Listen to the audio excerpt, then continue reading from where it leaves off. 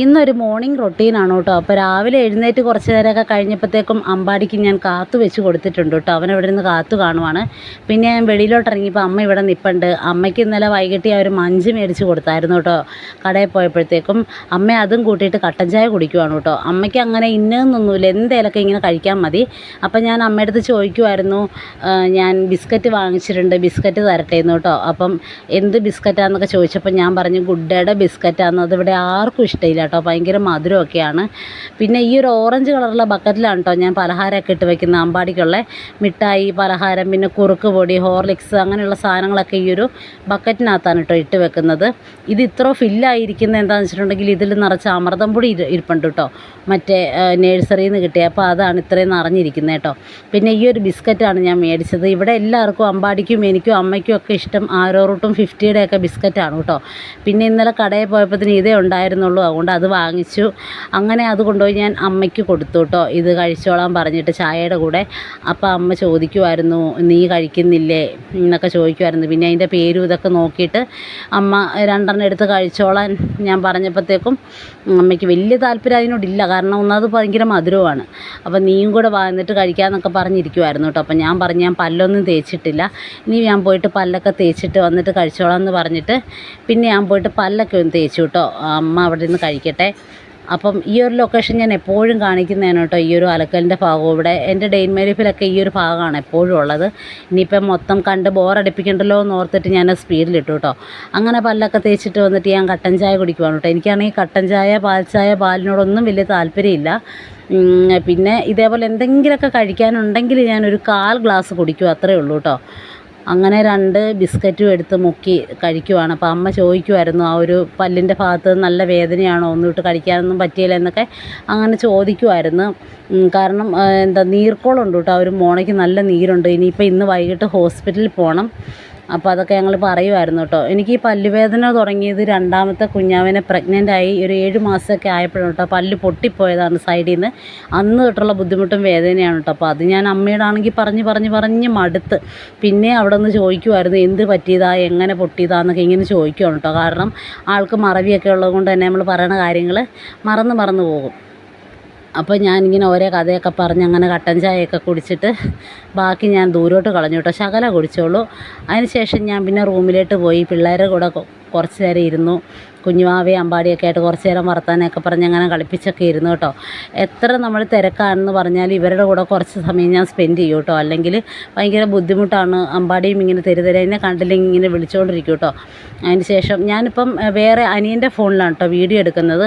അതുകൊണ്ട് തന്നെ എൻ്റെ ഫോൺ കാത്തു വെച്ച് കൊടുത്തിട്ടുണ്ട് കേട്ടോ. പിന്നെ ഞാൻ പോയിട്ട് കുളിച്ചു, മേലൊക്കെ ഒന്ന് കഴുകി, തല കഴുകിയില്ല കേട്ടോ, നീർക്കെട്ടലുള്ളത് കൊണ്ട്. പിന്നെ എനിക്കൊരു മിക്സിയുടെ ജാറ് കഴുകിയെടുക്കാനുണ്ടായിരുന്നു. ബാക്കി പാത്രങ്ങളെല്ലാം അമ്മ രാവിലെ കഴുകിയിട്ടോ. ഈ ഒരു ജാറ് മാത്രമേ ഉണ്ടായിരുന്നുള്ളൂ കഴുകാനായിട്ട്. എനിക്ക് ചമ്മന്തി അരയ്ക്കാൻ വേണ്ടിയിട്ടാണ് ഞാനത് കഴുകിയെടുത്തത്. കാരണം ഇവിടെ മീൻകറിയുണ്ട്, മത്തിക്കറി ഇരിപ്പുണ്ട്. പക്ഷേ എനിക്ക് പല്ലുവേദന ആയതുകൊണ്ട് എനിക്ക് ഭയങ്കര ബുദ്ധിമുട്ട് അത് കഴിക്കാനായിട്ട്. അപ്പോൾ ഞാൻ അമ്മയോട് പറഞ്ഞു ഒരു തേങ്ങ ഇരിപ്പുണ്ട്, ചിരണ്ടി തരുവാണെങ്കിൽ ഞാൻ ചമ്മന്തി അരച്ചോളാം എന്ന് പറഞ്ഞിട്ട് അമ്മേൻ്റെ തേങ്ങ ചിരണ്ടാൻ ഏൽപ്പിച്ചു കേട്ടോ. അപ്പോൾ ഞാൻ ഇതേപോലെ പച്ചമുളകും ഇഞ്ചിയും വെളുത്തുള്ളിയും ചെറിയുള്ളിയൊക്കെ ഇട്ടിട്ട് വെളുത്ത കളറിലാണ് ചമ്മന്തി അരയ്ക്കുന്നത്. അപ്പോൾ അമ്മ ഇവിടെ തേങ്ങ ചിരണ്ടുന്നുണ്ട്. പിന്നെ ഇത് കഴിഞ്ഞ ദിവസം അച്ഛൻ പണിസ്ഥലത്ത് നിന്ന് കൊണ്ടുവന്ന ഇടനേലയാണ് കേട്ടോ. നമ്മുടെ ഇവിടെ കിട്ടാനില്ല. അപ്പോൾ ഇന്ന് ഞാൻ ഇടനേലപ്പം ഉണ്ടാക്കാമെന്ന് കരുതി പഴമൊക്കെ ചേർത്തിട്ട് അതിന് വേണ്ടിയിട്ട് അവിടെ എടുത്ത് വെച്ചേക്കണയാണ് കേട്ടോ. പിന്നെ എനിക്ക് പോയിട്ട് ചമ്മന്തിയൊക്കെ അരയ്ക്കണം.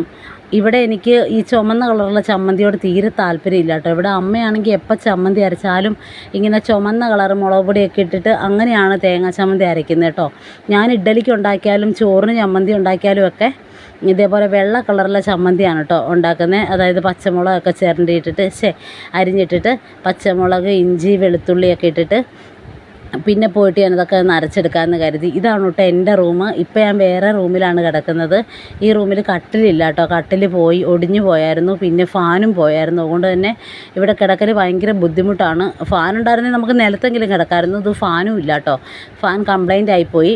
ഇനിയിപ്പോൾ ഇതെല്ലാം വാങ്ങിച്ചിട്ട് വേണം ഇങ്ങോട്ടേക്ക് മാറാനായിട്ട്. എൻ്റെ റൂം അത്യാവശ്യം വലിയ റൂമാണ് കേട്ടോ.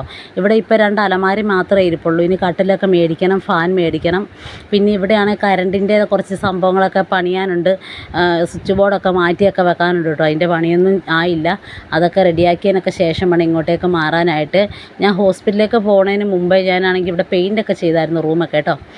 അങ്ങനെ ഞാൻ പിന്നെ ചമ്മന്തി അരയ്ക്കുവാണ്. ഞാൻ ഇടയ്ക്ക് അങ്ങോട്ടൊക്കെ പോയി നോക്കുന്നത് ഈ മിക്സിയുടെ സൗണ്ട് കേൾക്കുമ്പോഴത്തേക്കും കുഞ്ഞുവാവ എഴുന്നേൽക്കും കേട്ടോ. അവനെ ഞാൻ ഉറക്കി തൊട്ടി കിടത്തിയേക്കുവാണ്. പിന്നെ അവൻ എഴുന്നേറ്റ്. അപ്പോൾ ചേട്ടൻ എടുത്തുകൊണ്ട് പോയി പുറത്തോട്ട് കേട്ടോ. അങ്ങനെ ഞാൻ ചമ്മന്തിയൊക്കെ അരച്ചുകൊണ്ട് വന്നു. ഇങ്ങനെ വെള്ള കളറുള്ള ചമ്മന്തിയാണ് കേട്ടോ എനിക്ക് ഭയങ്കര ഇഷ്ടം. ഇനി ഇതൊക്കെ കൂട്ടി ഞാനാണെങ്കിൽ ചോറ് കഴിക്കാനായിട്ട് പോവാണ്. രാവിലെ ഞാൻ ചോറാണ് കേട്ടോ കഴിക്കുന്നത്.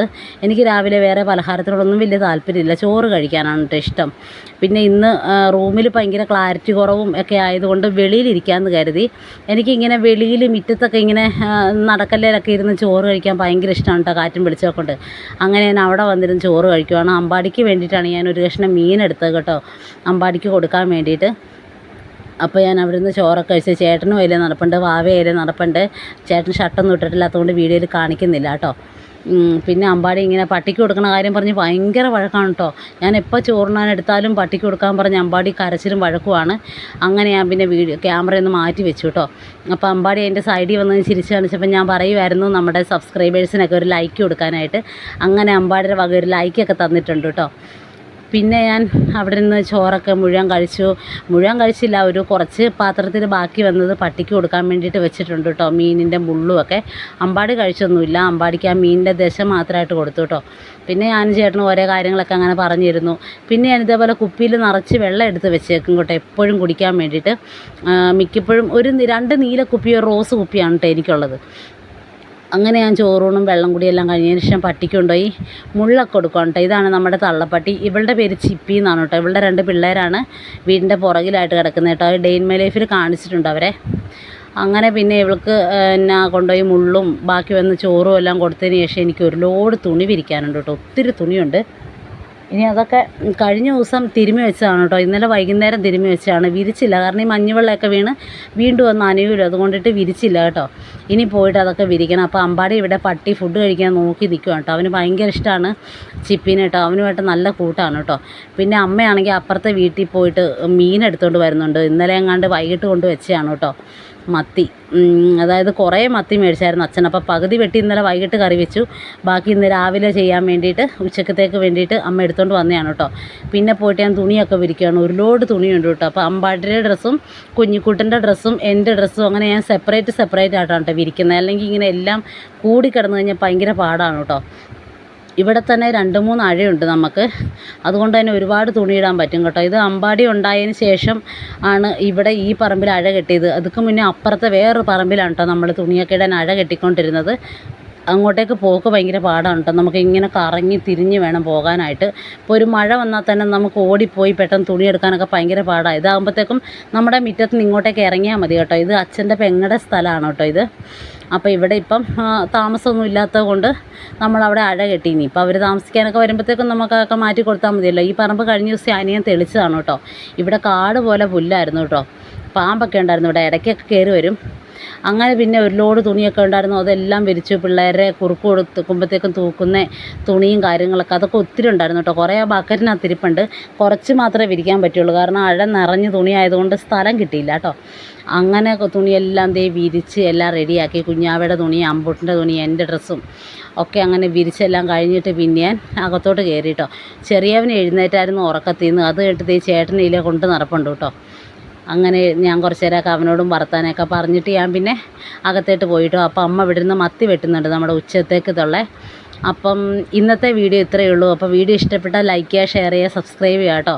അപ്പോൾ പുതിയൊരു വീഡിയോ ആയിട്ട് വീണ്ടും കാണുന്നവരെ എല്ലാ കൂട്ടുകാർക്കും നല്ലൊരു ദിവസം നേർന്നുകൊണ്ട് ഇന്നത്തെ വീഡിയോ ഇവിടെ നിർത്തുന്നു. അപ്പോൾ എല്ലാവർക്കും tata bye bye, see U.